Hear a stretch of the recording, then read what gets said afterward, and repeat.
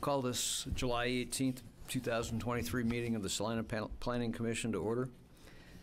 Margie, can you confirm that the meeting has been posted in accordance with the Kansas Open Meeting Act? I can confirm that the packet was posted and the required notice was provided. Thank you. Dean, roll call. I'm going to go ahead and call roll. Commissioner Sydow. Here. Commissioner Alt. Here. Commissioner Olson. Here. Commissioner Farber. Here. Commissioner Ivy. Here. Commissioner Wasserman. Here. Commissioner Waters. Here. Chair Mike Sell. Here. So we have full attendance of the 8 appointed members to the Planning Commission. That is more than a quorum, and we have met our notice requirements of today's meeting, so you may proceed with today's business. Okay. Hope you've all had a chance to review the minutes. If so, is there a motion? Make a motion to approve minutes from last meeting. I second. Been moved and seconded to approve the minutes from the June 20th meeting, 2023. All those in favor say aye. Aye. Aye. Opposed? None being heard, motion carries. Dean, new business? We have a number of advertised public hearing items for you today. We have 4 public hearing items that are conditional use permit applications, and then 1 that's a legislative matter that we'll get to later. But item 3.1 is an application filed by Rand's Properties LLC, and they're requesting approval of a conditional use permit to allow the construction of a mini warehouse storage facility in a C5 zoning district. And the location of this project is the former site of the Flamingo Motel at 500 East Pacific Avenue. And Mr. Aiken will be giving you a report on this application. Good afternoon, Mr. Chairman, Commissioners. Thank you for the introduction, Dean. So this proposed CUP is at the corner of Pacific Ave and Front Street, and it's for a proposed mini warehousing storage facility. This is at the site of the former Weimar Flamingo Motel, which was demolished in 2015. The property is currently vacant and has recently been purchased by Mr. Lonnie Wilson, who's working with Scott Krause of Rand's Properties LLC to construct 4 proposed mini warehouse buildings. So 2 of the proposed mini warehouse buildings would be 40 by 80, which is 3,200 square feet, while the other 2 would be 40 by 100, which is 4,000 square feet, for a cumulative total of 14,400 square feet of warehouse storage for individuals and businesses. The applicant is proposing to construct 6 to 7 storage units with roll-up overhead doors at each of these 4 buildings for a total of 24 to 28 storage units at the property. So we don't have elevation drawings currently for what the buildings would look like, but as noted in the CUP application, they will be metal buildings similar in appearance to the buildings east and west of the property, and I have some examples in the graphics folder there of the metal buildings it'll look like. So the provided survey shows a 25-foot wide curb cut on the east and west sides of the property. A total of 4 striped parking spaces are being proposed between the 2 storage buildings to the north and the south. And also front yard landscaping is being proposed along this property's 3 front yards, which are along Front Street, 2nd Street, and Pacific Ave. So there we have some pictures of adjacent metal buildings that I believe look similar as specified in the application. So mini warehouses are listed as conditional uses in the C5 zoning district, meaning that they must be approved on a case-by-case, location-by-location basis by the Planning Commission. So the role of the Planning Commission here is to 1, consider whether the proposed use of mini storage buildings would be compatible with the character of the surrounding area, and 2, to determine whether the applicant's proposed site plan for the property complies with the C5 development standards. So in terms of zoning ordinance compliance, this development would meet all the setback, height requirements, lot area requirements, and lot coverage requirements. In terms of parking, our zoning code requires at least 1 parking space for each 10 storage cubicles. But because no on-site office is proposed, The parking spaces can be evenly distributed throughout the complex and designed such that access drives have sufficient width to allow vehicles to both unload and pass. So that concrete surfacing area in the middle of the site is approximately 75 feet by 200 feet. And the applicant is proposing to provide 4 striped parking stalls that are 9 by 19. And there's about 36 feet, thank you, yeah. There's about 36 feet of driving aisle width in between those parking stalls, so there's plenty of parking and driving aisle space on this site. No outdoor storage is being proposed. However, because this property is located within 100 feet of residentially zoned property to the west and south, site obscuring screening of not less than 6 feet would be required around the perimeter of the property. In terms of landscaping,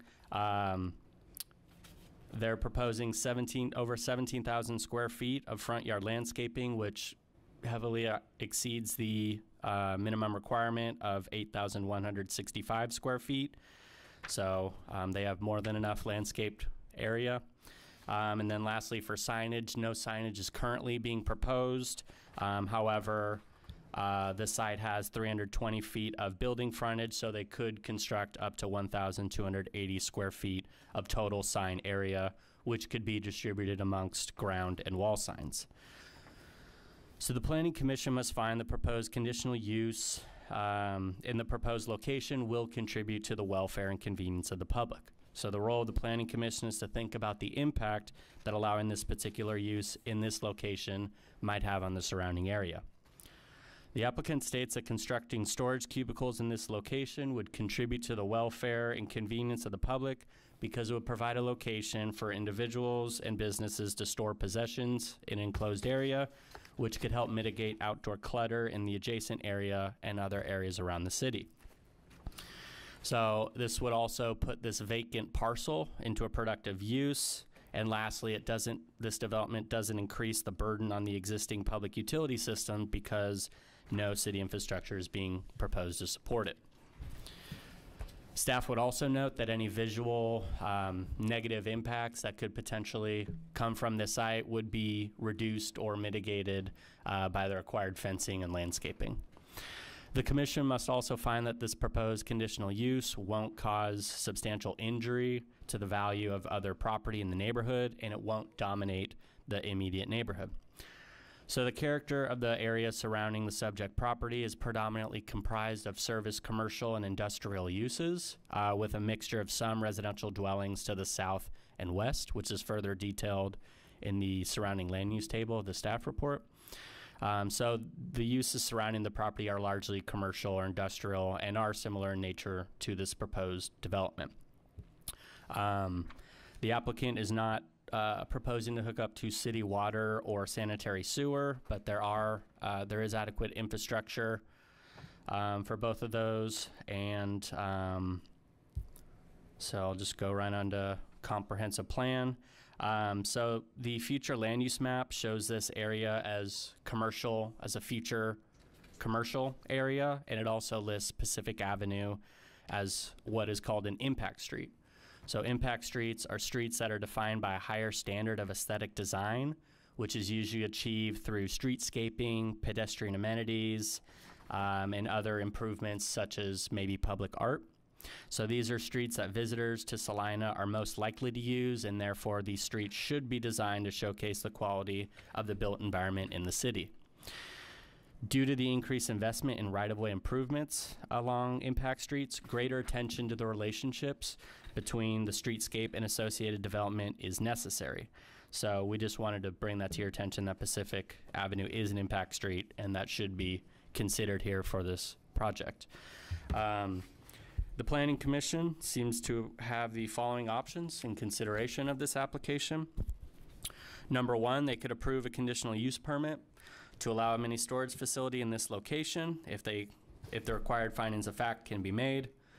Number two, they could approve the conditional use permit subject to specified conditions and/or revisions.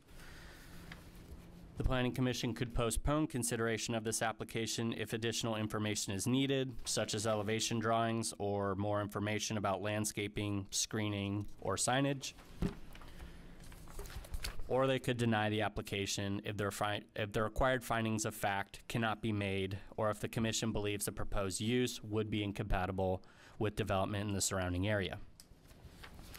If the Planning Commission wishes to approve this conditional use permit application, and the proposed site plan as submitted, staff would recommend the following conditions of approval. First, use of the property shall be limited to mini warehouses only, and no additions or modifications of the proposed building footprint shall occur without approval of a site plan amendment by the Planning Commission.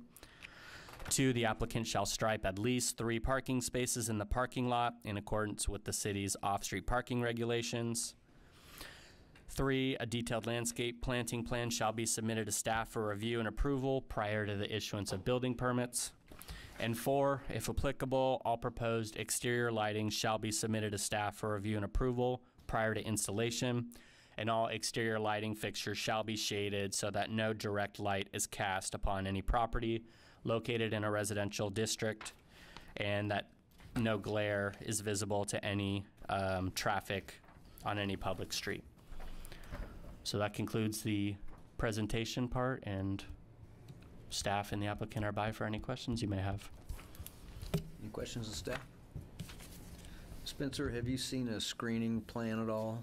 I have not, no. Can you tell us what some typical screening would be like in this area? For this area, Well, or for this type of application? so a 6-foot perimeter fence around the property will be a requirement. As you see, they have 3 front yards in addition. So there'll be landscape area that'll also provide additional visual buffers. But because they're within 100 feet of residential property, they need a minimum 6-foot fence, privacy fence. Can those screening fences be woven wire fences with the slats in there, or do they have to be a solid construction like wood? We don't Believe- allow the plastic or vinyl slats in those fences because they don't hold up well to sunlight or our wind and weather, so that does not meet our definition of solid screening. It's rarer, but we've had some places where they can densely planted evergreen trees or cedar trees in lieu of a fence. And if you plant evergreens sufficiently close together that grow 6 feet tall, that can be an alternative to a fence. Thank you. Many facilities want to have a fence just for security or other reasons, so. Any further questions, staff? This isn't really a question, but I want to thank the staff for the history lesson. I learned about Errol Flynn and all of that in here, so learned something about Salina. Thank you. That's good, because none of my staff knew who Errol Flynn was. I've read about it, aging myself. May have aged ourselves. Yes, I did. Would the applicant care to address the commission? The only thing that I'm Scott Nelson, I'm real estate transaction. Okay. And your name and address for the record, please. Yes, Scott Nelson, 11637 South Centennial. We did just get a landscape drawing in yesterday, and I sent that to Dustin here. I don't know if he'd received it yet. He didn't respond to me, but we just got that in yesterday. So we do have got a small one, a larger one as well, if you wanted to look at the landscaping. I think typically the way that the planning commission works, or the board works, is that they allow the staff to make sure that the landscape plan meets the minimum requirements, and it sounds like you have a lot of square feet of landscape, so. We do, yes. But anyway, we've trusted them to take care of that, and I guess in this case, we'll probably trust them to take care of the screening too. Can you give us any enlightenment there on what the screening On the might screening, look like? Yeah, I mean, I think you guys are open to, as far as fencing, so you said fencing or potentially trees? You could plant trees? Yeah, they need to be screening. close together, I guess. I talked to landscape consultants yesterday. I said that, I mean, the code just prescribes solid site obscuring screening, and if you choose to do a solid fence, you can do that. If you can come up with site obscuring screening through evergreen plantings, then you can use that. So those are possible methods of providing site obscuring screening. Fence is most common, but we're open to using living material such as evergreen plantings to provide the same amount of site obscuring screening. I think in talking with my clients, yeah, very flexible. Okay. Yeah, Very good. make sure we can meet the requirements. Any questions of the applicant? Thank you. Thank you. Anyone from the audience care to address this application? And do we have anyone online, Dustin? We do have a few people online. I'm not sure if any of them wish to comment on this, though. That I don't see any indications that they do. Okay. We'll bring it back to the Planning Commission for discussion and action. I think this one's pretty easy, and think I would make a motion for approval of application CU 23-2 with the, oh shoot, what page was that? 4? Page 4, with the recommendations of staff on page 4. Page It's 10. actually Or page sorry, 10. page 10, the 4, yep. And also to include screening, correct? Yes. Yep. Okay. And a second? Second. Three people Tie. making it. Pick One. one, pick a second. Pick somebody. Yes, I do. I can't call that one, too close. Okay, we've got a motion and a second to approve application CU 23-2 with the 4 recommendations of staff plus the screening requirement. All those in favor say aye. Aye. Opposed? None being heard, motion carries. Thank you. Okay. Thank you. Okay, we have for you this afternoon, there are 3 items, 3.2, 3.3, and 3.4 are all applications for residential group daycare homes. And the first one is application CU 23-3, and that's been filed by Ashlyn Johnson. And she's requesting approval of a conditional use permit to allow the establishment and operation of a group daycare home in an R1 single-family residential district. And the property is located on the east side of Mayfair Drive, just south of Belmont, in the Belmont addition. The address is 2307 Mayfair Drive, and Mr. Hers will give you an overview of this application. Commission and Mr. Andrew for the introduction.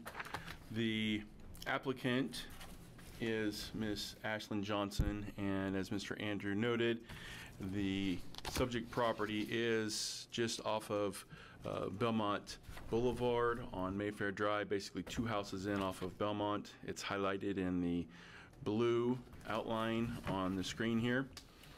And so the applicant is looking to establish a group daycare home, which the City of Salina has home occupations that are allowed, that are occupations that can be conducted out of a person's personal dwelling or residential dwelling, and one of those is licensed daycares.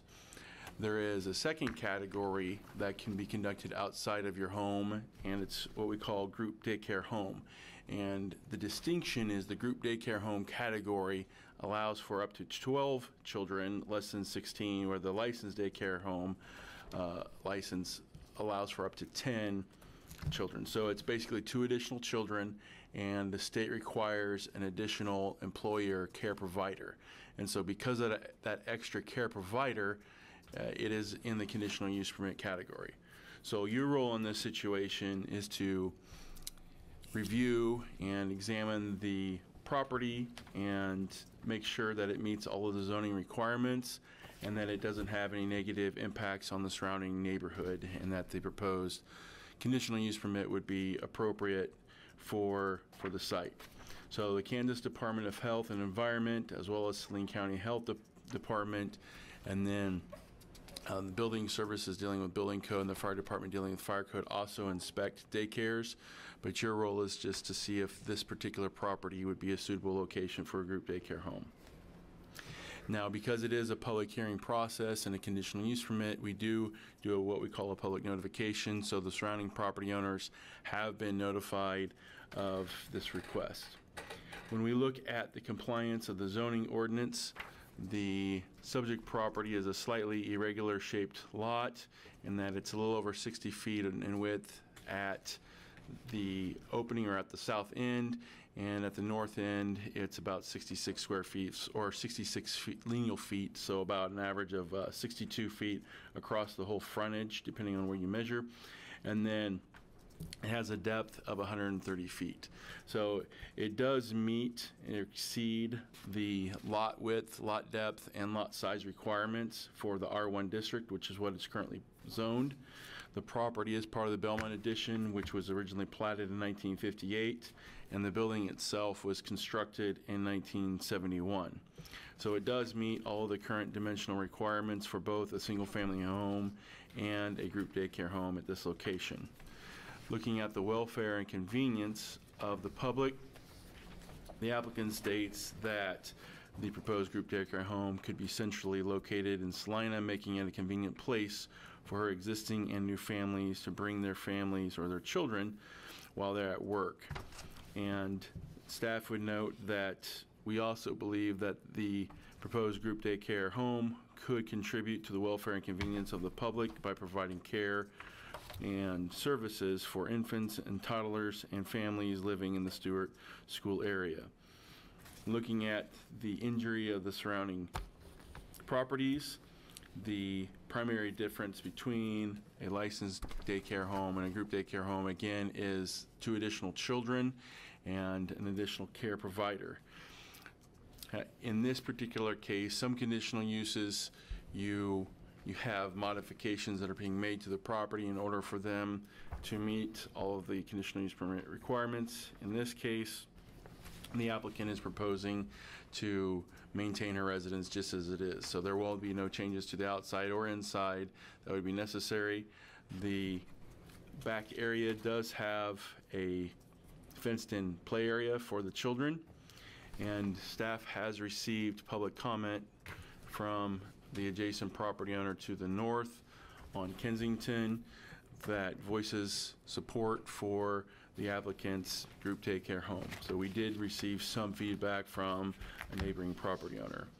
In looking at the domination of the neighborhood, because the property will remain unchanged, from somebody that is just driving by, you wouldn't notice any differences after the proposed conditional use permit were to go into effect versus what it looks like today. The biggest difference is that you will have an additional care provider coming to the site whenever the daycare is in operation, and you would also have a slight increase in traffic due to kids being dropped off and picked up.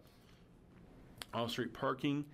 The off-street parking requirements require 2 off-street parking spaces for every single family dwelling within the city of Salina, and an additional parking spot for the additional care provider. So that's 3 total parking spaces that would be required.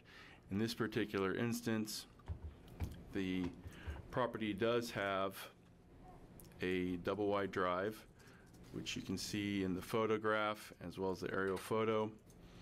And so there are 2 off-street parking spaces in the driveway with a 3rd in the attached garage. So there are 3 total off-street parking spaces, which meets the off-street parking requirements. The applicant has a licensed daycare with the state of Kansas and is in good standing with the health department. Our site meets all of the requirements and health regulation requirements and has adequate off-street parking.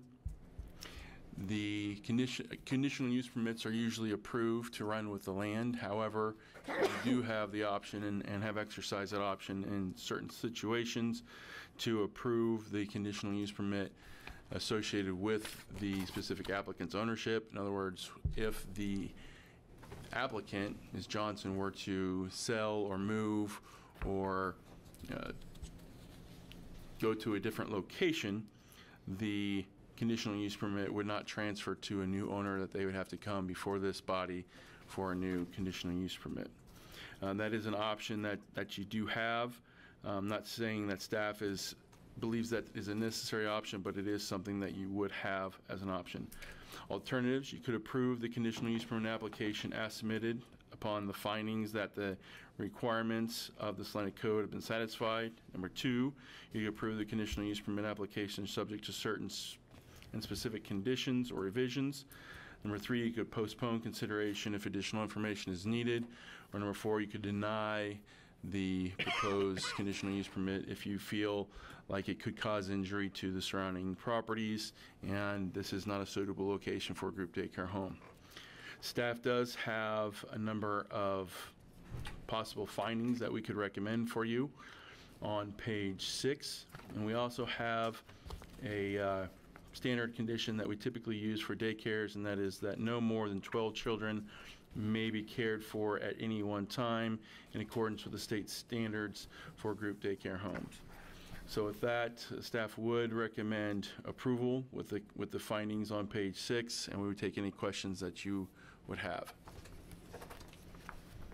Questions of staff?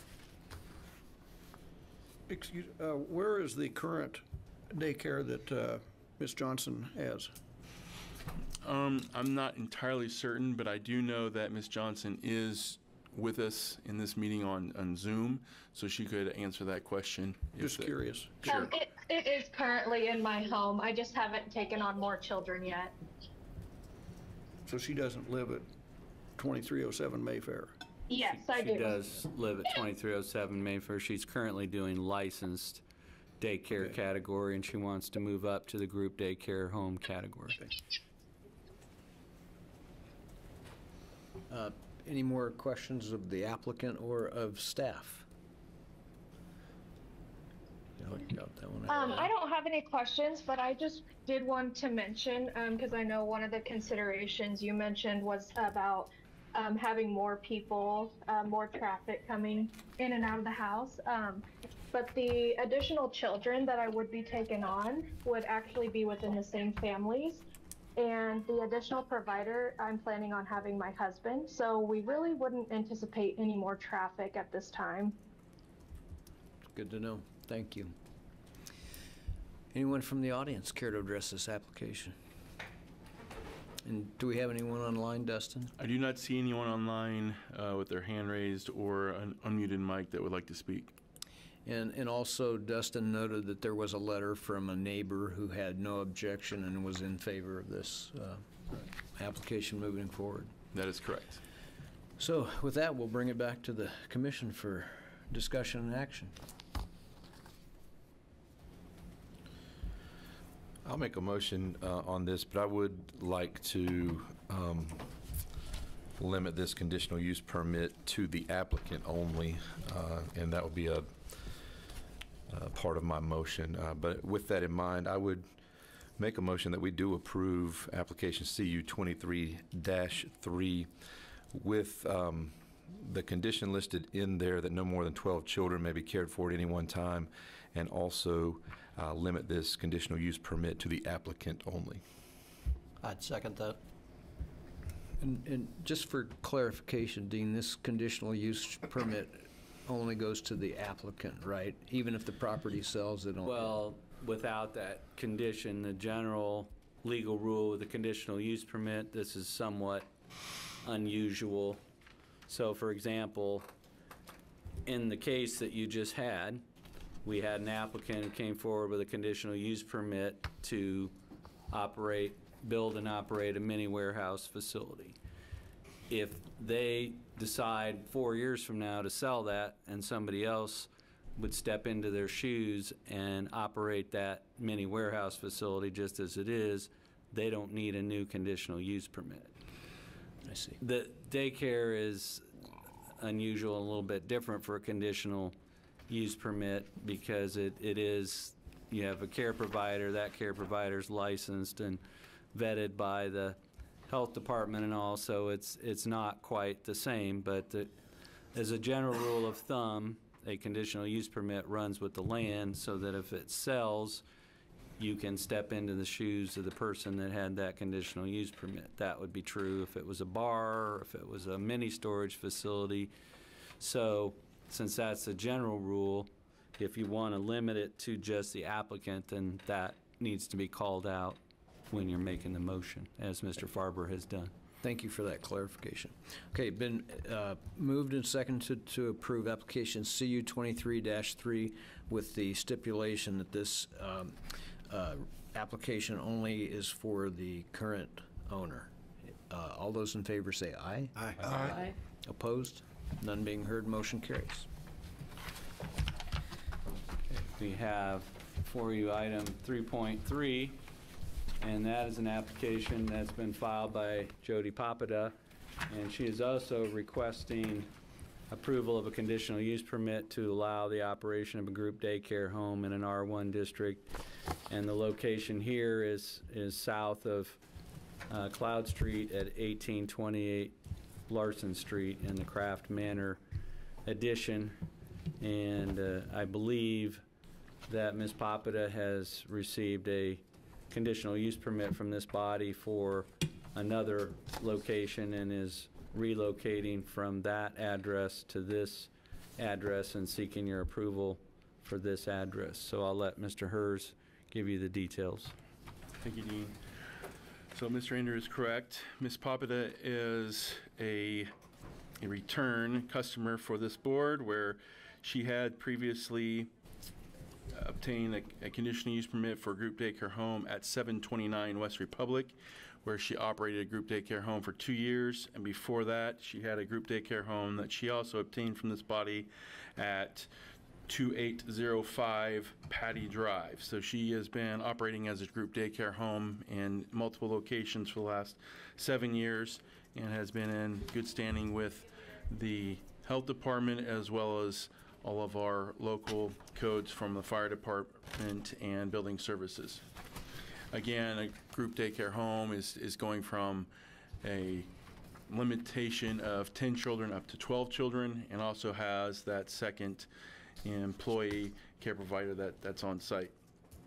Looking at compliance of the zoning ordinance, the particular property is in the middle of the block on Larson between Cloud Street to the north and Charlotte Avenue on the south. It's 60 feet wide by 105 feet deep. It was platted as part of the Kraft Manor in 1950 and constructed in 1952.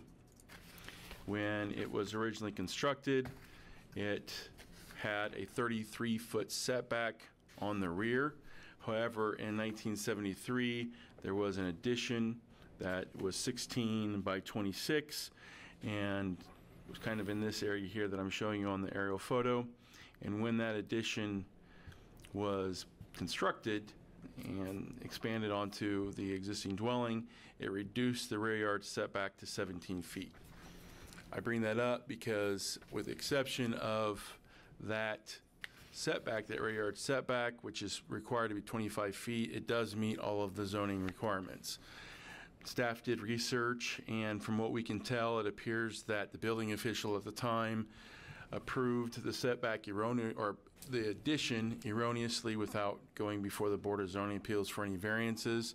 So even though the required setback was 25 feet at the time, the addition, which encroached into the 25-foot setback, was permitted. So she does have a permitted addition. However, it is a non-conforming addition, just so that the board is aware.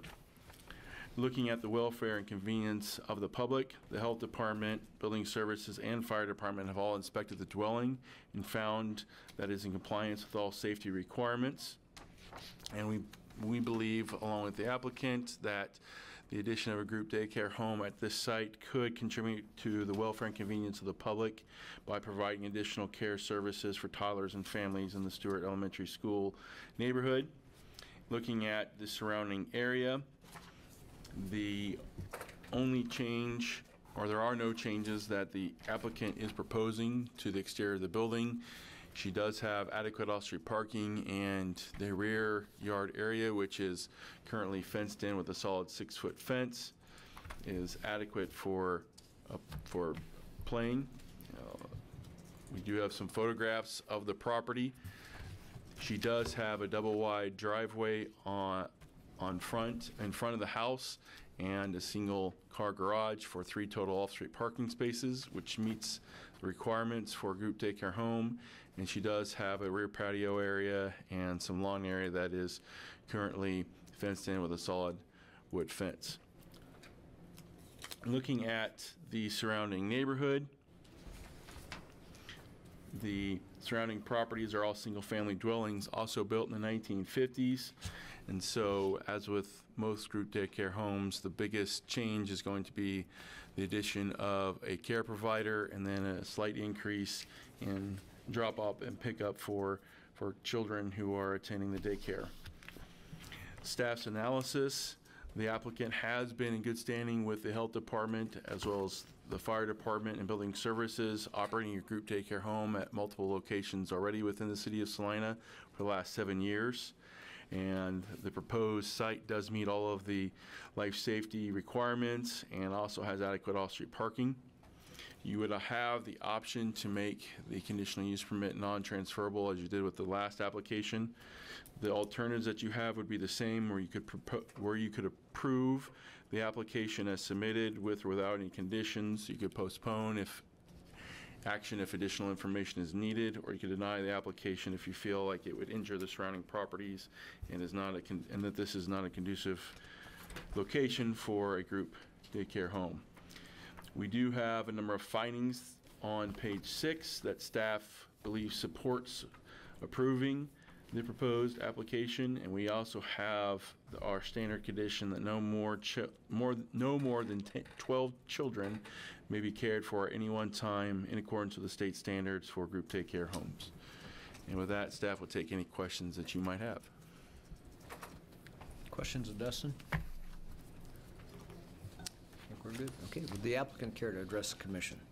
I would just like to say good afternoon and thank you for hearing my application again this year. Okay. Could you state your name and address for the record? It used to be Jody Papita. It's legally Jody Owen now, so that has legally changed. I wanted to address that. And my address is 1828 Larson Street. Okay. Any questions for the applicant? Thank you. Thank you. I appreciate it. Do we have anyone in the audience that would like to address this application? It does not appear we have anyone on Zoom who is interested in commenting on this.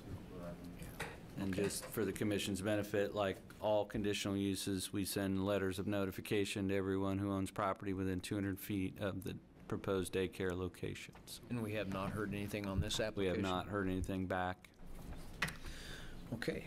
Appears we're ready to come back to the commission for discussion and action.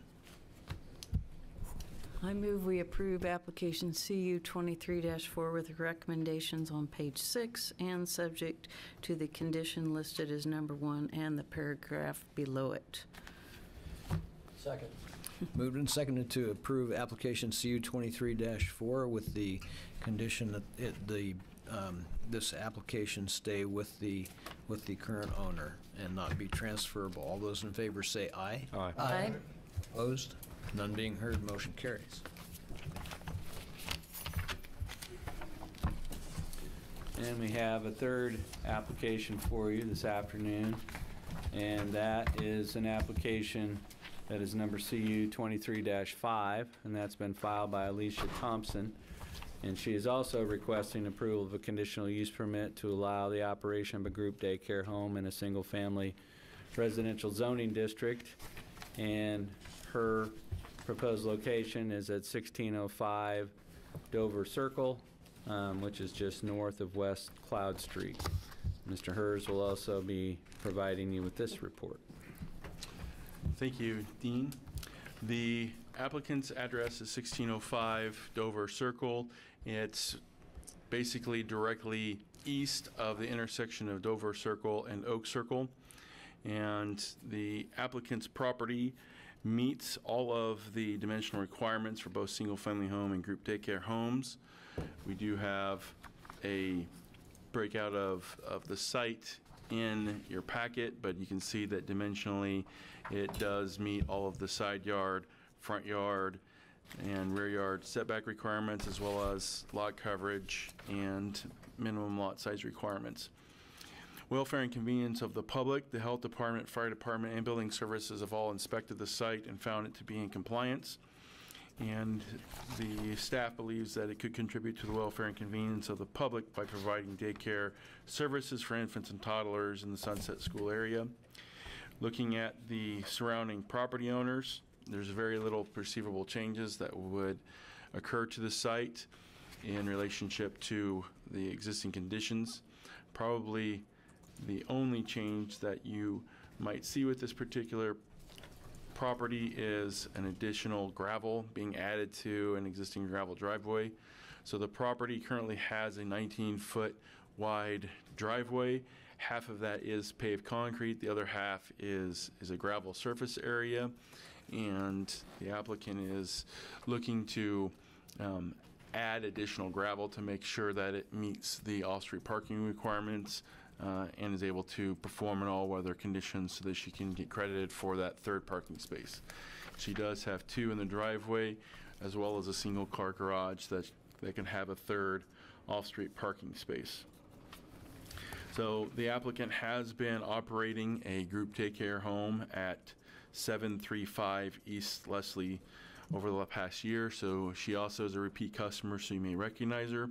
And she has been in good standing with the health department as well as building services and the fire department over the last year. And so her site, the only change that needs to be made is additional gravel being added to the off-street parking space. And so staff would recommend approval. We have 4 findings that you could endorse on page 6, and we have 2 potential conditions of approval. The first being the standard that no more than 12 children may be cared for at any one time in accordance with the state standards of a group daycare home. And the second, that additional gravel or rock must be added to the existing gravel driveway wing to ensure that it provides an all-weather surface and all-weather conditions without rutting out or puddling. So with that, staff would take any questions, and I do believe the applicant is also in attendance for any questions. Questions of staff? Would the applicant care to address the commission?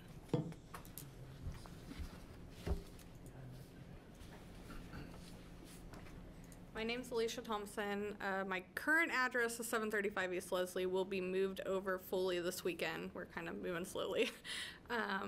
And the new address will be 1605 Dover Circle. I just want to thank you for hearing my application again. Do we have any questions of the applicant? Are you okay with the addition of the gravel or the rock for that driveway? Okay. Thank you. I think technically we ought to know the name of this other young person. This is Parker Joanne. She's a cutie. Thank you. Is there anyone in the audience that would like to address the commission? Thank you on this application. And do we have anyone online? It does not appear we have anyone online wanting to speak on this topic. Okay. Bring it back to the commission for discussion and action. I move we approve application CU 23-5 with the conditions listed on page 6, 1 through 4, and then also subject to the 2 items listed below those, and also to limit the conditional use permit to this applicant only and not be transferable to another provider. I'll second. Been moved and seconded to approve application CU 23-5 with the caveat that it cannot be transferred to another owner. All those in favor say aye. Aye. Aye. Opposed? None being heard, motion carries.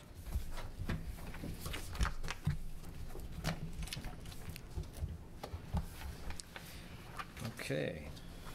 Still under public hearing items, which means that it's an open public forum, but in this case, we have a legislative matter to look at our current zoning code as it relates to the 3 cases that you just heard. And so we have an application that's been filed by Christina Small, the Early Child Care Initiative Director for Salina Area United Way, and that is requesting a set of amendments to the Salina zoning ordinance dealing with group daycare homes.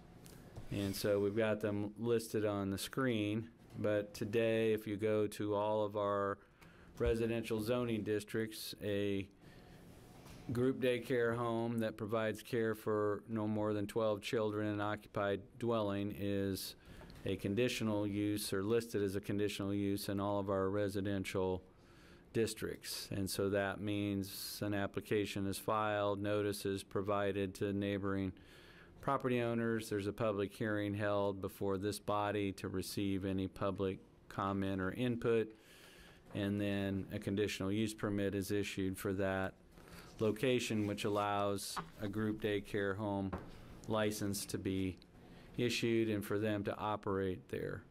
So those are listed out in all those districts that are identified there. And then the second aspect is, in lieu of having it as conditional use, that amendment would allow for a group daycare home to move into the category of home occupations. And then we're proposing to delete two definitions we currently have in our zoning ordinance that don't match up well with the state's administrative regulations and how they classify the different licenses for daycare. And so the fourth item there is to adopt new definitions that match up with the state's license classifications. And so we have been working with the health department primarily, and not so much directly with KDHE. The health department is really the local arm of the Kansas Department of Health and Environment that works with daycare. And where the daycare is administered, the licensing is through Kansas Department of Health and Environment and through local health departments. The one area of local authority we have is deciding where daycare centers can be located, and that's done through the zoning ordinance and the zoning process.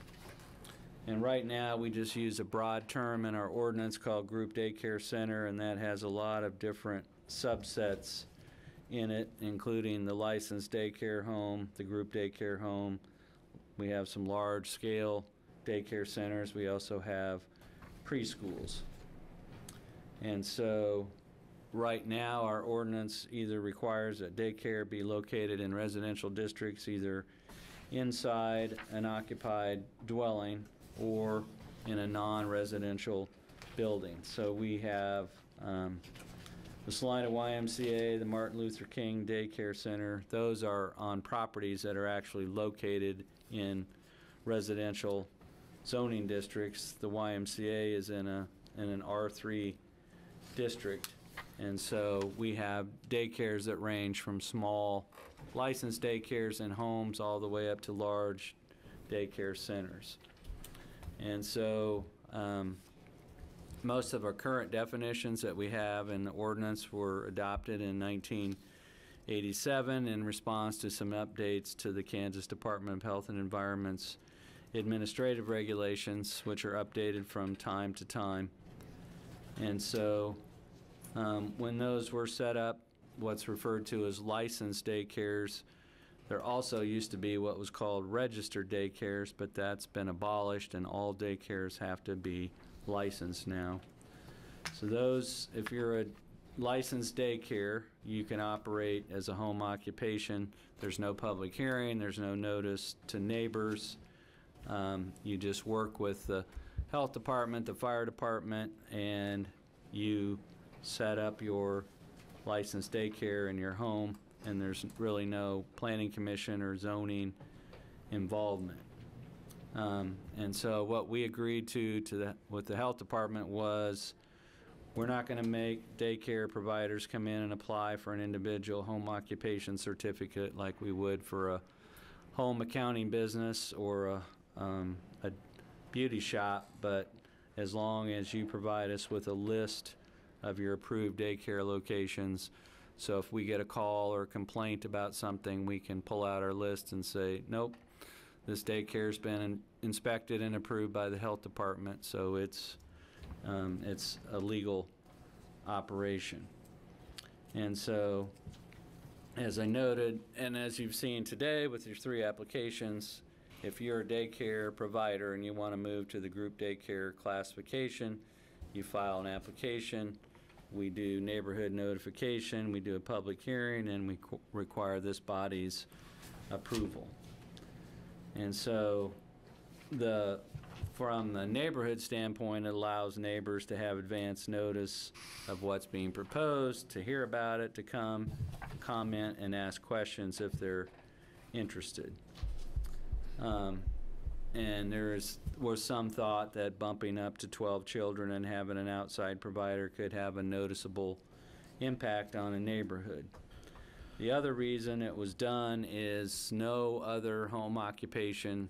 So if I'm a tax preparer, or I'm an accountant, or I'm an electrician, I can have my electrician office in my home and do my billing and all that stuff, but I can't have outside electricians working out of my home. It's for me only. And so, since we had set up our home occupations so that you couldn't have any outside employees or help, that meant that the group daycare where you're required to have an outside helper or employee didn't fit that category. And so the primary rule-making body for child care is the Kansas Department of Health and Environment. They delegate that to the Salina County Health Department. They conduct annual compliance checks, home inspections, background checks, those things. Your role is just to look at the group daycare home, or in some cases a larger daycare center, to see if that will meet all the requirements of the zoning ordinance, or it could potentially impact the surrounding neighborhood. Well, our staff has been meeting with representatives of the Salina County Health Department, the Salina YMCA, the Salina United Way Child Care Initiative, to look at ways to address the current shortage of daycare options in the city of Salina. There is a shortage of daycare spots compared to the number of children who are in need of daycare, and we wanted to look at everything that we were doing to see if we were throwing up barriers or obstacles to providing that daycare service. So one of the things we looked at is we noted that the city of Wichita, the city of Valley Center, the city of McPherson have some recently, some less recently, reclassified group daycare homes from conditional uses to home occupations. So they have eliminated the need to file an application, to hold a public hearing. And so while this is not necessarily a barrier, we're not, all 3 of the applicants today are going to be able to establish and operate their group daycare. It is an extra step to go through. There's a 30 to 45-day waiting period. There's an application fee, and then you wouldn't think of it much, but I've had experiences where we've had to rework schedules or do different things because the daycare provider could not get off from caring for their children to attend the planning commission meeting because they didn't have any backup. So it can be a barrier from that standpoint. So we discussed some of those things with the working group, and Salina United Way Child Care Initiative stepped forward and has initiated this text amendment. And so we recognize as a staff that if you were to approve this, you would eliminate the public notice and public hearing requirement for the group daycare home, and the neighbors would no longer receive advance notice or have an opportunity to be heard. Our experience is the email that you got today in support of the one application is more the exception than the rule. Usually we hear very little. There are some cases where neighbors might be annoyed by an existing licensed daycare and they want to come to a forum and speak to that, but that is fairly seldom. But in doing this for a number of years, I can't find any record of applications like you had today that were just outright denied. And so then the question becomes, is there a public interest being served by requiring the application fee, the hearing, the time delay? And so we believe that turning this into an administrative matter for the group daycare homes could be a time and financial burden savings on daycare providers. It would eliminate the application fee, the public hearing requirement, the need to come to a meeting like today. It would also reduce your workload and staff's workload on processing these cases and bringing them to you in a report. So as we look to things that might make things easier for the daycare provider who wants to move up from licensed to group daycare, this is something that came up. And so I don't know if you have the text that we can put up there, Dustin. Which text specifically need? The draft text amendments that are attached in the packet. I can look. But in your packet, we have them numbered. It's as titled as proposed text amendments in your packet. And the first one takes all of our residential districts, and we just remove the requirement that doing group daycare in an occupied dwelling needs a conditional use permit. So that's the first aspect of that. The second aspect of that is a text amendment that would do two things with our home occupation regulations. We have a provision that says a home business must be operated by a resident of the dwelling. Employees or other assistants shall be limited to immediate members of the family residing on the premises. And then we're proposing to make an exception for group daycare homes where an off-site helper or employee would be allowed. So if you're running a landscape contracting business from your home, you still can't have outside employees, but we're suggesting that if you do a group daycare home and the health department regulations require you to have an off-site helper, that would be allowed. And then the other aspect of that, it expands currently.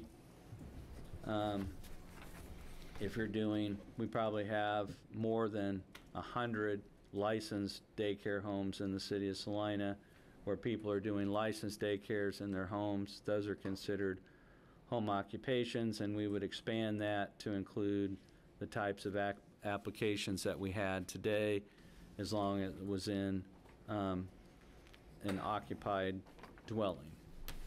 And so then the third aspect is to delete two definitions that we currently have that were adopted in 1987 and replace them with these new definitions, which would be starting down at the bottom and going to the next page, Dustin. So we'd have a family daycare home, and then a definition for a daycare home, and then we would have a definition for a child care center, which is 13 or more children, and most of those are in a commercial setting or in a church. And then we also have a preschool, and the difference with a preschool is half-day program, and preschool is generally limited to children between the age of 30 months and kindergarten. So getting rid of the current definitions we have and aligning our definitions with what the Kansas Department of Health and Environment uses, I think would help us be more in tune with what the health department's doing out there in terms of licensing. But the gist of what all these things would mean is that the 3 hearings that you conducted today on doing group daycare homes would be a thing of the past, that we would do those administratively, and that there would no longer be a need for daycare providers who are licensed and in good standing with the health department to come before this body to become a group daycare home. So that's the thought. Dean, would that also change the price structure of that? So the current $175 fee for this application? That would just become unnecessary. So there would be no fee, there would be no application.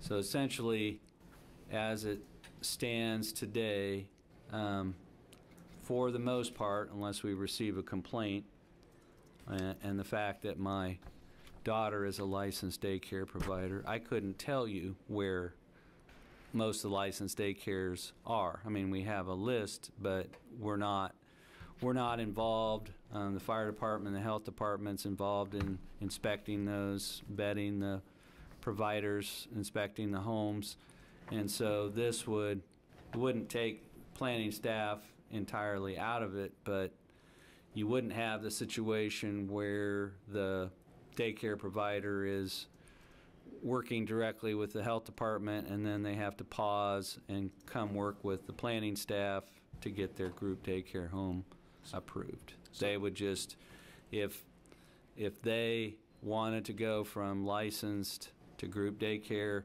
they would just be working with the health department and get their license adjusted. They get the same inspections that they'd have from the health department and fire department, and we wouldn't be notifying neighbors or having application fees or those types of things. So it would take the diversion that's out. I want to go from license to group daycare. Well, you need to go talk to the planners first, and then get help with an application and wait for the public hearing to be scheduled and that type of thing. It would just take that out of the equation, and a group daycare home would be treated the same as a licensed daycare home, because it's, in the scheme of things, going from 10 to 12 children, most neighbors don't notice that much. And I take it that the other entities that were involved in this fact-finding that you were doing, the Y, and they were all in favor of that? Yes, and I think some of them are here to talk to you about that from that perspective, so we would see what other questions you had about that, but we've had a couple meetings, and we're looking at just different things that might be perceived as barriers to expanding our capacity to daycare. The other thing, which they can explain better, but at the very end of your packet, we have a handout there from Child Care Aware of Kansas, and that has a lot of good statistics on it. And one of the things it shows is that the number of licensed family and group child care homes in Salina County has been fairly stable. It's actually declining slightly and not going up. But if you look at that category, probably 100 of those are licensed child care homes, and maybe a dozen or between a dozen and 20 of the homes are group daycare homes. So the licensed is a much more common thing. But there's I've heard differing numbers, such as there's 10 children for every available daycare spot, and so they could probably enlighten you more about the gap of that. But from looking at it from a fire code, building code, zoning code standpoint, least onerous, least heavily regulated level of daycare is in-home daycare in an occupied dwelling, and that would seem to be the best way to get more people and more childcare, is to do more to promote in-home daycare. Any questions of staff on this matter? Would anyone from the other groups like to talk to us about that? Please. You could both come at the same time. It's, yeah.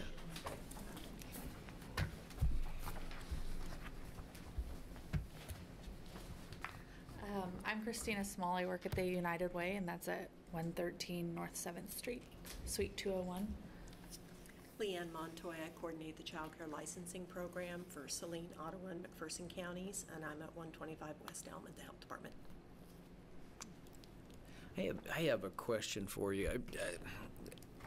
Are the lack of licensed daycare facilities, is that causing some people to do it in an unlicensed fashion? I mean, do we have any?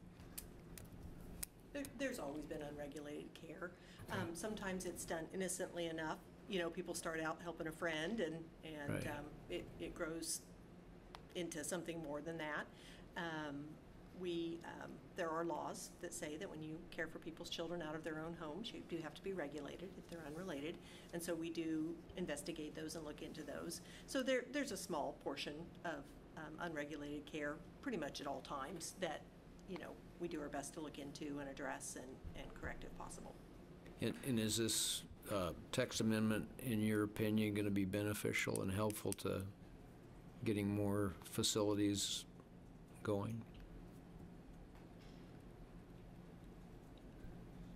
I don't know if it'll help get more facilities going necessarily, but I think it will help combat the child care issue that is already ongoing, because I know that, you know, they already have that limit at 10 if you're an in-home provider, and, you know, having that zoning restriction or that text amendment or that, you know, restriction that you can't have those 2 extra kiddos just because of, you know, you're living in a residential area. You have to file that application and pay the fee and come to the planning, and because then you have to close, and then those kiddos that you have in your care, you have to close early, and their parents then have to come and pick them up early.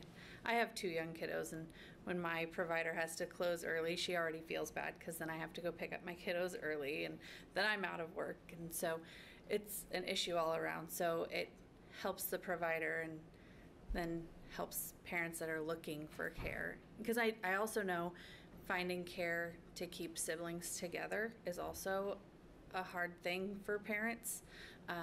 So if a provider has a couple extra slots, you might be able to keep your kiddos in the same provider, which is helpful. So then you're not driving, you know, to 2 different providers before you have to go to work. So. Gotcha. And I'll share with you, all 3 of your applicants today, their second caregivers are family members. One is going to be a spouse partnership, one's a daughter, and the other one's a mother, and then the provider's the daughter. So group childcare is not extremely profitable. You know, you get 2 more kiddos, but you have to hire a whole nother staff. Many times it's families in the childcare business that are then working together to have a couple additional positions. And you're right, it does allow more flexibility for families and to keep families together. I do think, because of the crisis, it's not just here, it's a national crisis. Right. There is not enough childcare. Like Mr. Andrews mentioned, our numbers are a little down. They're way down from when I started this many years ago. It's not a business that has a lot of appeal anymore for people. They're not making a great living. It's hard physical work. It's demanding long hours. Having this business in your home, you know, most of us get to go home at night. They don't get to, because they're still there. You know, they're in their business. And so any barriers that we can remove, whether it's local, KDAG is looking at barriers right now with licensing and making some changes there. Communities are looking at barriers, because without early childhood professionals, the rest of us can't go to work. and our community shut down. So everybody's trying to remove any barriers that are at all possible. So we really appreciate the commission and the office willing to have these conversations. They've been so receptive and helpful in trying to help us find these solutions just to make anything a little easier so that perhaps we can do a little bit more recruiting and we can get more care in our community, because we are at a deficit. Great. Thank you. I do have a quick question. So if somebody moves from the licensed home care to the group care, do they have to have the fire department do their inspection again, or since it would be non-conditional use, do you use the initial assessment? First of all, to switch categories with us, it's a whole different kind of license. So it's another inspection. Okay. And we're going to go out there again. Fire, honestly, it really depends. And I can't answer that totally. I've seen it go both ways, and it may have something to do with the length of time since the last time they were there, or maybe now of course, if the caregiver is going to now move to a basement, that has to be approved through fire, et cetera. But sometimes they do, sometimes they don't.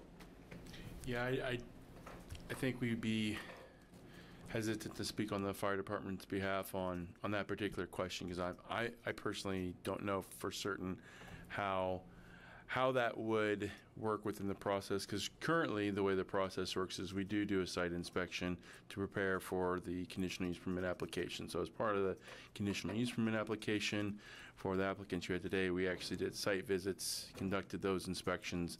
The results of those inspections were put into the report and presented. Now, fortunately for all of the candidates or all the applicants that we had today, all of the sites met all of the requirements, but in some cases that may not be the case. There may need to be some physical modifications made to the residential structure. But in terms of, is an additional fire department inspection required, we would have to go with the fire department on that. It's usually the changes in terms of exiting or fire extinguishers or things like that don't change between the licensed and group. But what comes into play is, like with the case of Jody, Papa to now Owen, when she changes locations, we know that the Republic site has been inspected and that it has all it needs to have for a daycare. But when you switch to a new location that hasn't previously been a daycare, for sure that's going to be an inspection. But it's more likely to occur with a change in address or location than it is just purely from going to license to group daycare, because the state regulations actually make the fire marshal responsible, the state fire marshal, and they delegate it to the local fire departments, and they have a program they call self-certification, where the fire department goes out initially when it first opens and do an inspection, and then the daycare provider basically provides a self-certification that says, I've got these things in place and I'm going to leave them in place, and they sign that and file it with the fire department. And of course, annually, we're inspecting every facility at least once a year. We're also checking all their emergency plans. Obviously, if I saw any exits blocked, et cetera, that would be addressed. We check smoke alarms on our inspections. We check their fire extinguisher, which the fire department doesn't care about because they're worried about getting out, not fighting fires. And we also look at that fire life safety agreement. So the first time the fire inspector does come out and do a hands-on inspection, and they are willing. Occasionally we have facilities that ask them to come out again because they want that for their own safety, and they're always very helpful in doing that.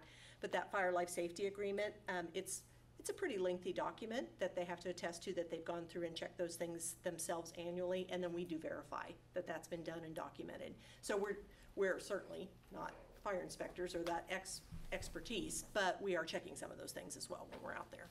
So. Very good. I have a question, more just for informational purposes than has to do with this. We've heard anecdotal evidence of 10 children for every opening that comes up in child care. Are there openings in child care centers that are just cost prohibitive to some families and they're looking for more in-home? The sheet you handed out or we have in our packet has a little bit of a cost separation between home care and facilities. I guess where I'm going with this is child care available and it's just cost prohibitive for some, or are we just at a deficit of child care providers? A little bit of both. I mean, it's both. There's always gonna be cases where individuals aren't gonna be able to afford childcare out of pocket, and unfortunately, there's gonna be individuals who can't afford it and still don't meet the criteria to Right. qualify for DCF assistance.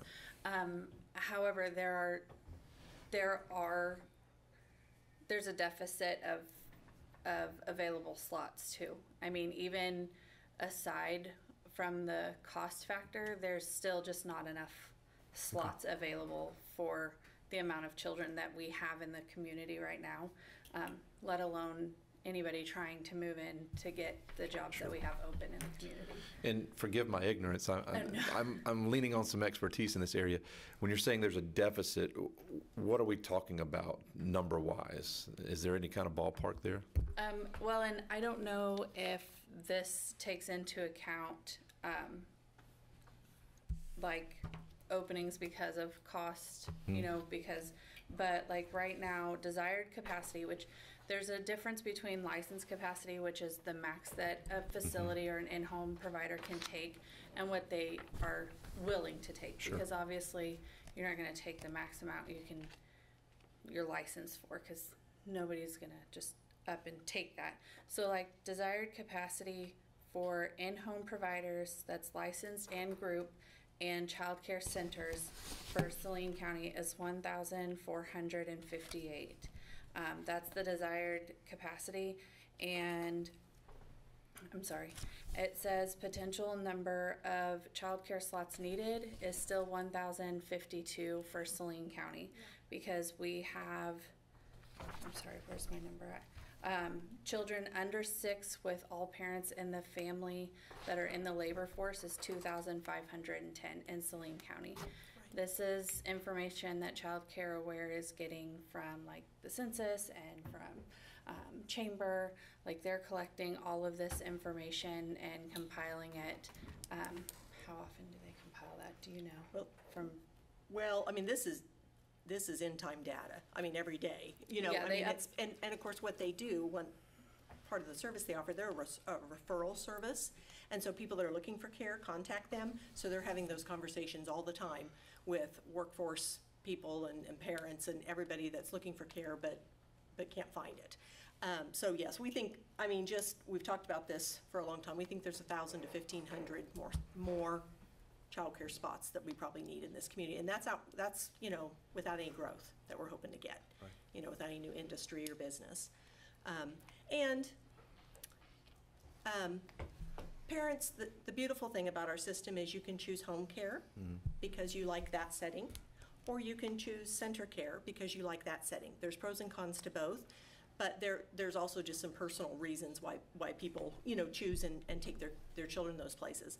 Another thing is our own child care workforce development is suffering. Centers may not be at capacity because they may not have the workforce. They may not have employees. So we've had, historically, it's getting better, but historically we have had rooms closed in centers, sometimes multiple rooms, because they don't have the staff. And so it's a complicated problem. Yeah. Thank you. Thank you. Great. Thank you very much. It's been very informative. Yes. Yes.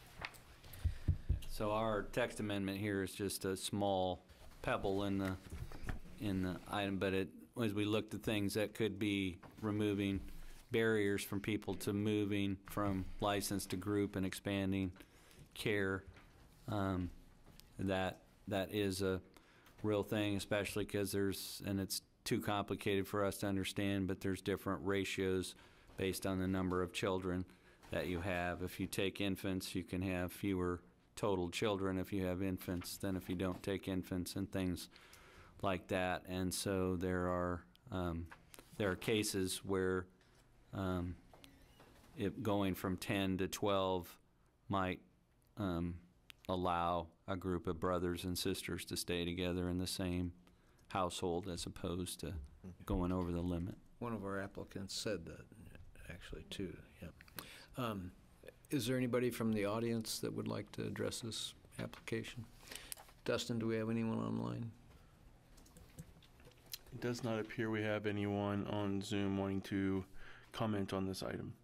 Okay, and for your information, this, if we do pass this text amendment, it will be a recommendation that goes to the city council, and the city council will vote on that the next meeting.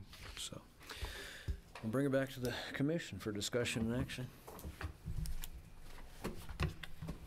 I'd move we approve application Z 23-5 to include the 4 items stated there. Is that what you need? That'll work. Is there a second? Second. Motion has been made and seconded to approve application Z23-5 with the stipulations of the staff recommendation. All those in favor Mr. say... Chair, before we move forward with the vote, there were a couple typographical errors in there that could we address those before we move forward with this amendment? Go ahead. Is that on the findings? No, it's in the proposed text amendment. Under number 2, a home occupation may be a permitted accessory. I believe that next word is supposed to be use instead of us.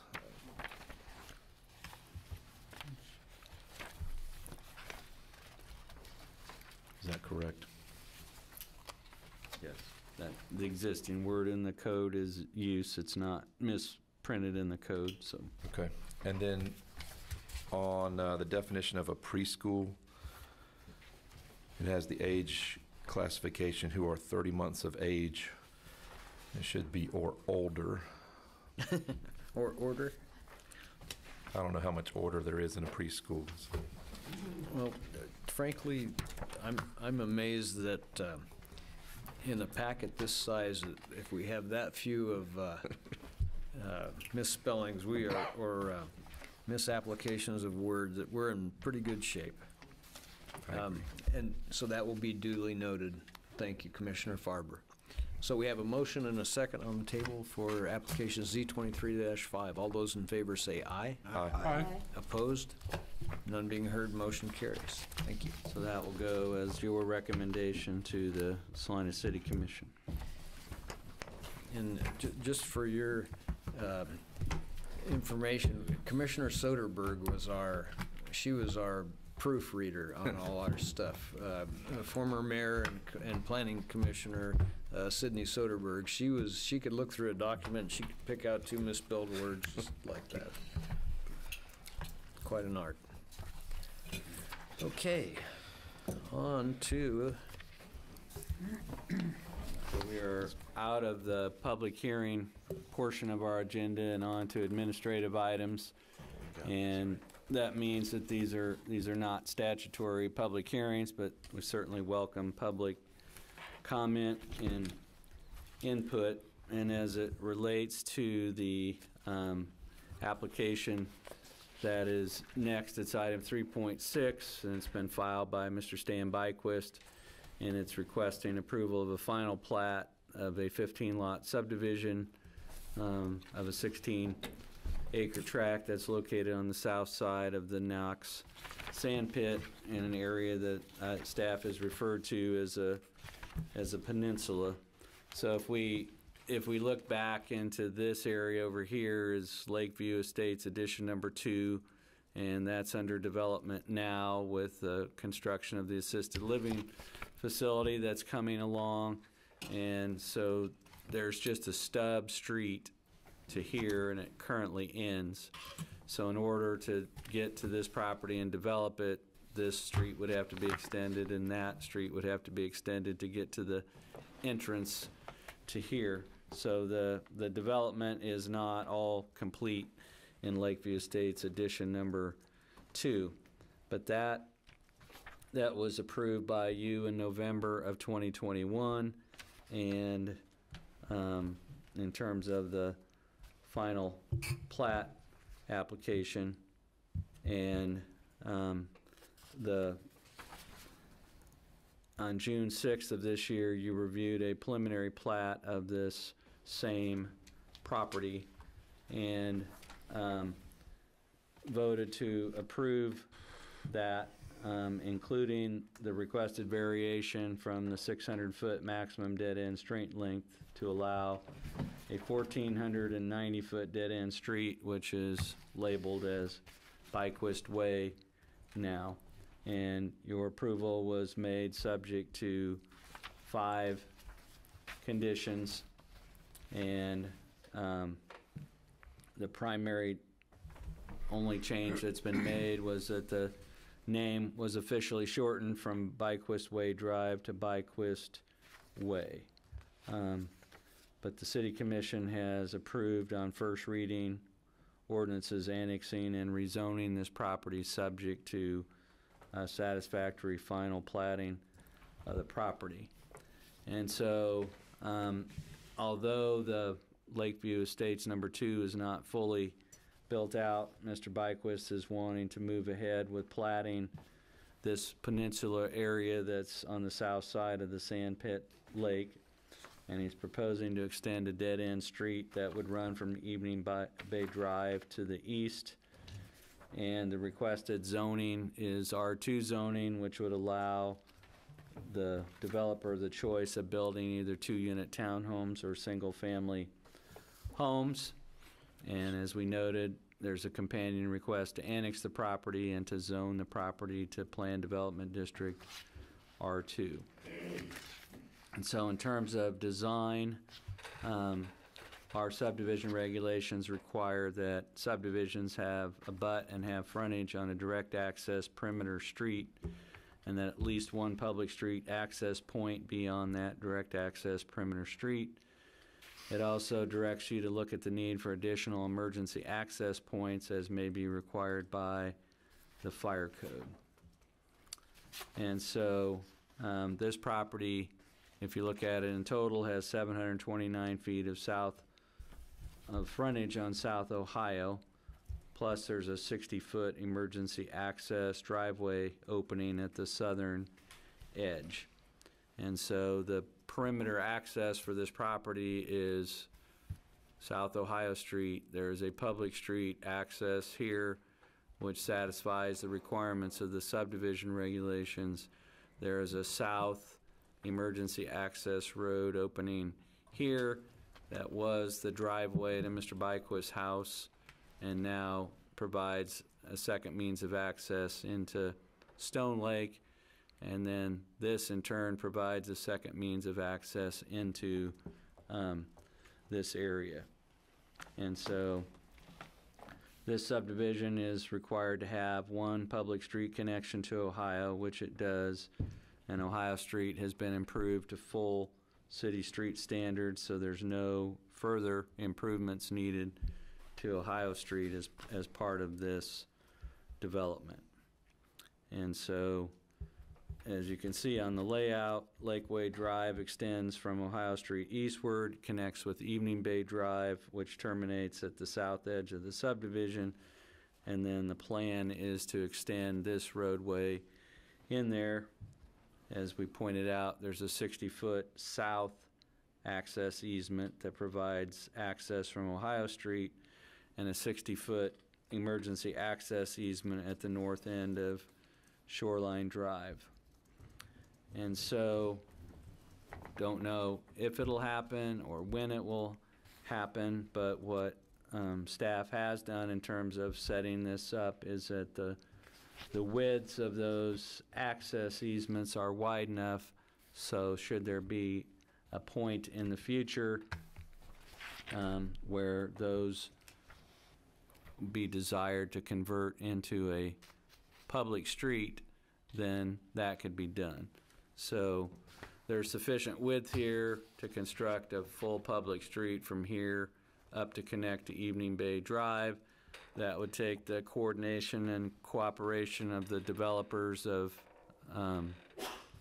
the Stone Lake development, but the possibility remains that that could be converted into a street. And so The applicant is proposing a single street connection. The number of dwelling units will not exceed 30. However, we have looked at this as a combined development of addition number 2 and addition number 3, which would exceed 30 dwelling units, and so the fire code will require a second means of emergency access to the development. And so the same 2 emergency access points that exist today serving addition number 2 also provide emergency access to this development.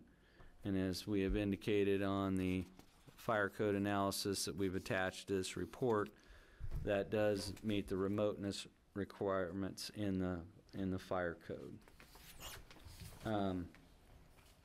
And so we've summarized for you on page 7 the process for granting a variation to the subdivision length. And so the findings that were made in support of allowing the longer length for Byquist Way were indicated on page 8 of your report. And so at the June 6th meeting, Mr. Byquist agreed to shorten the name to Byquist Way. We don't see that being similar or duplicating any other street name. The 15 lots and the configuration with the lots on the north side backing up to the lake, and then the lots on the south side, 4 lots not backing up to the lake. That has not changed at all. On the preliminary plat, we asked the developer to put footprints on those to confirm that those would in fact fit on the property because of the odd shapes and in some cases fairly narrow. This property is well fixed for utilities. The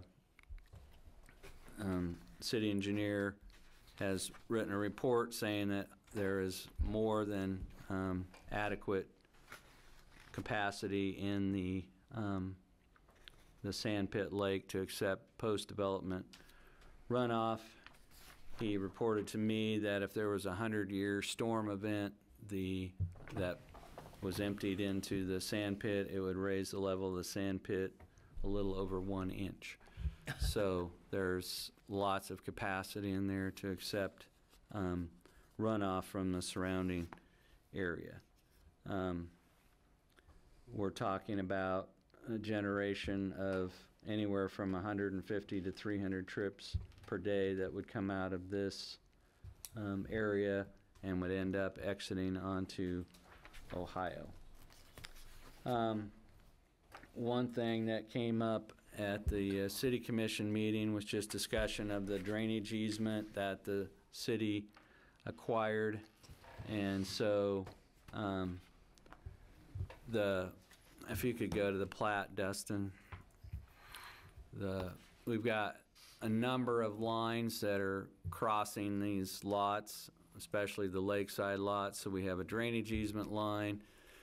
Mr. Byquist has a conservation easement line, and then there's the flood zone. And so our expectation, and we will have some notes on the plat so that individual lot owners are aware, but they would be responsible for maintaining the area subject to the drainage easement because it's part of their lot, and we would have provisions in place that should they fail to do so, the city could go in and perform the required maintenance and then assess the cost back to the lot owners. So those lots look really deep, but because of the easement line, there's not a lot of improvements that they can put back in the rear portion of those lots, and we just want to make sure that those don't become overgrown or neglected. And so again, there's no real changes from what you saw on June the 6th, other than they've come back with their final layout and plat. And if you wish to approve this, we have 9 recommended conditions on page 14 and 15 of your report. Since on the preliminary plat you approved the variation for the the street length, you don't need to do that at the final plat. Item 7 deals with maintenance of the sandpit drainage easement. So with that, we'd be open to any questions. Questions of staff? Would the applicant care to address the commission? Thank you, Stan Bike with Salina. Appreciate you hearing my application. I appreciate the city getting all the facts together and bringing it forward. I hope you would approve this application, and I do agree with all the conditions the city's put forth. With that, I'll take any questions. Thank you. Any questions for Mr. Byquist? Thank you. Thanks, Dan. Okay, do we have anybody from the audience that would like to address this application? And do we have anyone online, Dustin? It does not appear we have anyone online wanting to comment on this item. Okay, very good. Bring it back for some discussion and action to the commission. Will city commission have to approve whatever we recommend then, correct? Finally, yeah. The city commission, under state law, the planning commission is the body that approves or disapproves plats. What the city commission does is they accept the offered easements, the easement language, and the dedication of streets. But this body approves or disapproves the plat. What the city commission will do is they're waiting to see if Mr. Byquist comes up with an approvable final plat, and then if you approve this plat, it will go to the city commission, and they will consider final approval of annexation, final approval of zoning, and acceptance of the proposed street right-of-way and easements. But the decision of whether to approve the final plat lies with the planning commission. You guys know where I stand from last time. I still have serious concerns about the distance, over half a mile from Ohio Street to the back end of this, and the concerns are still there. It's still a long distance for emergency equipment to get in there.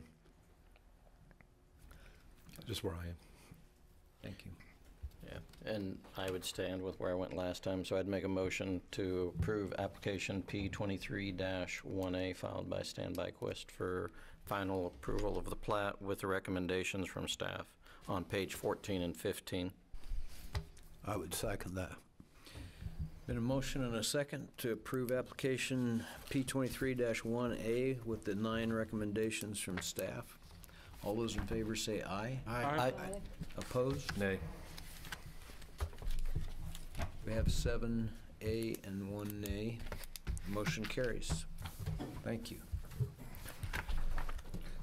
So with your approval, we'll move on to this last item without any kind of intermission, if you think you can take it. So I just want to throw this in here that we, on Commissioner Alt's recommendation a few months ago, that we had talked some with staff about shortening the presentation portion, not the amount of information that we get, but just the presentation of that information. And they've done a great job. I still think we're getting all the information that we need to make decisions, and for me, the format's working out really good. I don't know what the rest of you think, but I'd agree. So kudos. So this for the benefit of the other commissioners, the chair and I were talking about taking an intermission at 6 o'clock if it got to that point, and so we're not even to 6 o'clock yet. We're on the last item. So. Yep. This last item is an application filed by Mr. Charles Renz on behalf of Long MacArthur Ford, and the request is for approval of an amended site development plan for the Long MacArthur Ford dealership, and so that is on property that's addressed as 3450 South 9th Street. And just by way of background information on a situation where we have a planned commercial district or a planned development district, the code gives the zoning administrator some leeway to approve minor alterations or minor amendments to a plan that's been approved by the Planning Commission. And so I exercise that judiciously, and the code guidance that we have generally uses a benchmark of 10%. So if somebody's adding on to the building and it's less than a 10% addition or bump out, that's not something that we would consider major. But there's three aspects to this as to why I, as zoning administrator, felt this needed to come to the Planning Commission. And the first one was just the size of the addition and the fact that the addition was intended to replace a building that you had previously approved a site plan for in 2022. Secondly, that it was expanding onto areas that were not part of the original Long MacArthur campus that was reviewed by the Planning Commission in 1999. And then the third reason was that the fact that the approved site development plan for Long MacArthur Ford had a landscape buffer screen that was incorporated into it along the boundary of what formerly was KDOT slip ramps or exit ramps that came off of I-135.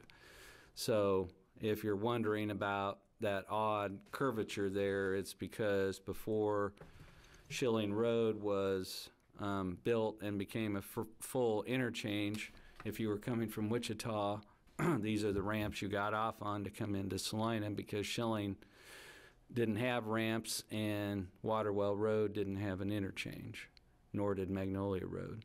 And so these were in place when the proposal to relocate the dealership was out there, and the Ford Motor Company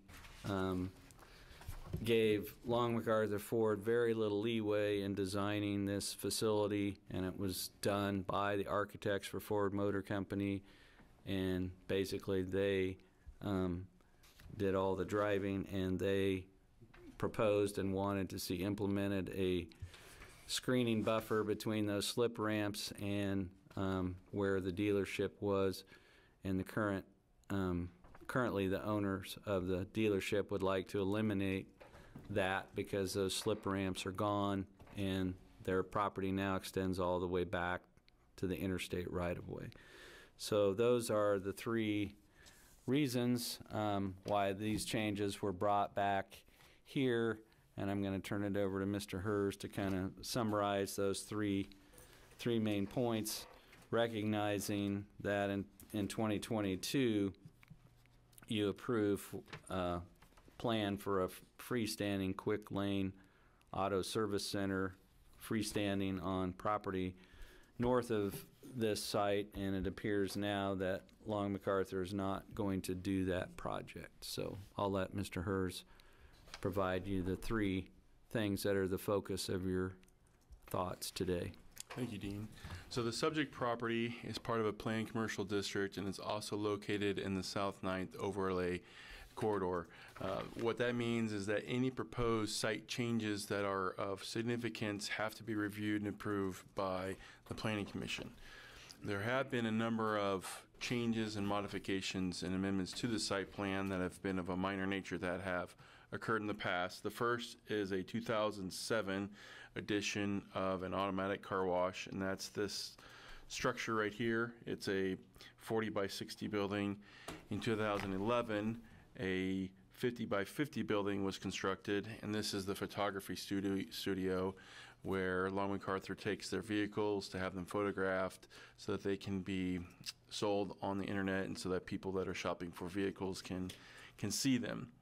In 2017, there was an infill development underneath an existing canopy in which there's about 1,000 square feet that were improved to add additional dealership area that would be inside the building footprint of the building, and so it also is considered a minor change.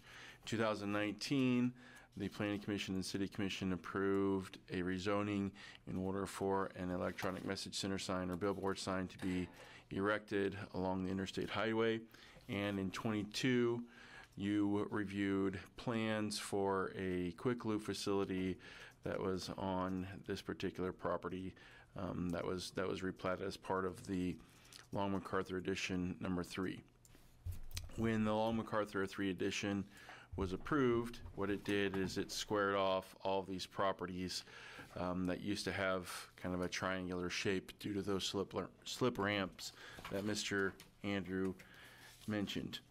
So there are 3 components to this particular development, and we'll walk through those. One is the removal of the landscaping buffer that was put in place. There is a tree row of screening trees that was part of the original proposed project. As Mr. Andrew mentioned, that was imposed by Ford Motor Company and was an elected screening that was self-imposed basically. However, once it is part of the development plan, it becomes part of the requirements because the development, once the plan is approved, everything on the plan is required to be maintained in perpetuity.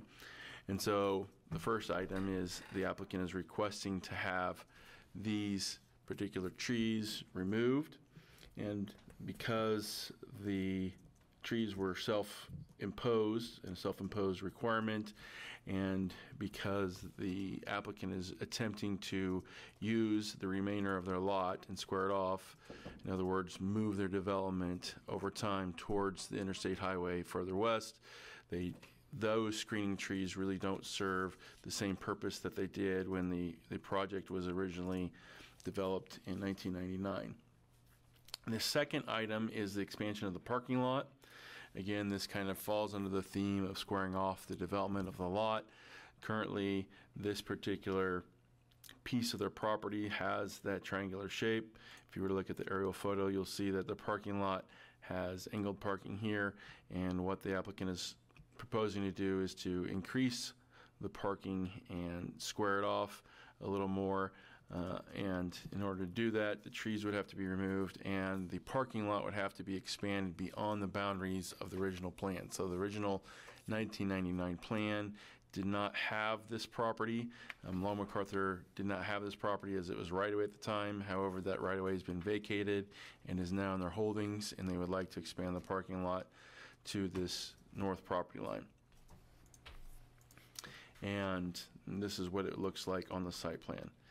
In addition to that, there is a proposed addition of a service center or additional service space within the building. And this proposed addition would basically take the place of the quick lane development that Long MacArthur has decided to go in a different direction from. So that 2022 building that you reviewed, that particular project is going to be in suspension in perpetuity, and this particular project is intended to take its place. And it is an addition that is 8,800 square feet, which is about 15% of the existing building, so it is a substantial improvement. We do have some elevation drawings that the architect has prepared to show what it looks like currently and what it is proposed to look like. And what you'll see is that the applicant is proposing to use the same color, the same materials, the same roof line and building walls as there currently exist on the site, and to use all of those design elements in this particular addition. The reason that's important is because this property is within the South 9th Street Overlay District, any building elevations that face South 9th Street are required to have certain architectural standards. And one of those is that precast tilt-up masonry or metal is discouraged. In this particular case, the elevations of the building aren't going to be facing South 9th Street, but are going to rather be facing the existing parking lot to the north, and I guess a little bit also to the west. And so staff does have a few alternatives on page 10 for you to consider. One is to recommend approval of the proposed site development plan for Lot 3, Block 1 of the Long MacArthur Edition Number 3, subject to whatever conditions the Planning Commission believes are reasonable and appropriate. Number 2 is to recommend approval of the proposed site development plan for Lot 3, Block 1 of the Long MacArthur Edition Number 3, subject to any revisions or corrections that you feel are necessary. Number 3 is you could recommend denial of the proposed site development plan, citing the reasons therefore. And number 4, you could postpone consideration if you believe additional information is needed.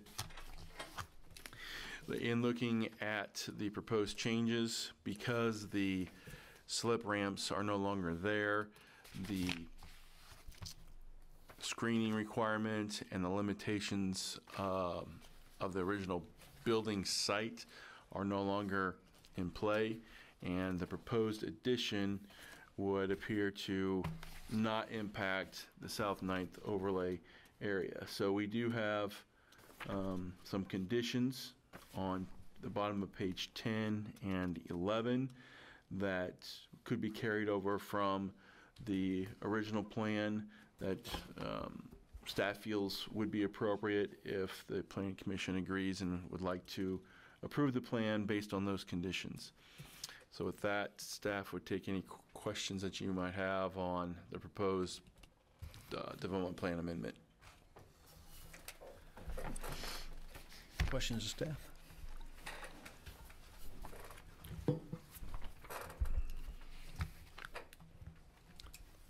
Would the applicant care to address the commission?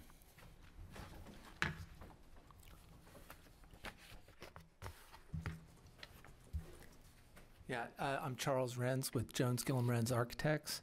I think as it was described, seems, accurate to us, recently with the replat of the adjacent properties to the north, squared everything off. The need to screen cars at an auto dealership seems a little counterproductive.